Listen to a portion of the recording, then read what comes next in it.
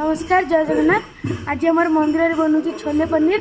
तो कौन कौन देखा मुझे को छोटा झलक देखी कौन कौन पड़ू मुझे भी देखो। देखु आमर पनीर फ्राए चलती आमर पनीर बनाऊँ सब बड़ शेफ नागेश अंकल। आम एयरपोर्ट स्टेशन पूरा फेमस समस्त डाकती।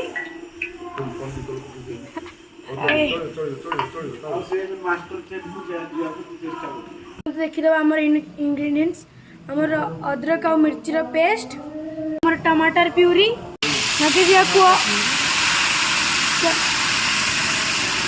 टमाटर प्यूरी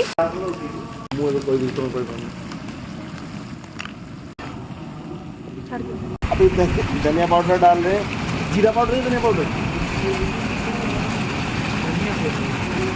अच्छा नहीं है। काजू मगज हम पानी डलाऊ काजू मगज एटा मिर्ची पाउडर काश्मीरी मिर्च लाल रंग होने के लिए काश्मीरी लाल मिर्च पाउडर लाल रंग होगापाई ओडिया कीरी बनाई मसला बनूची हमार छोले पहला बनूची छोले पनीर सब्जी।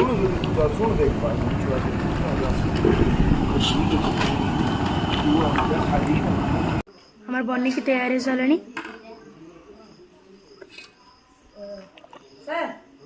देखु ये आमर पूरी बेला पूरी छणा अंकल छाणुंट।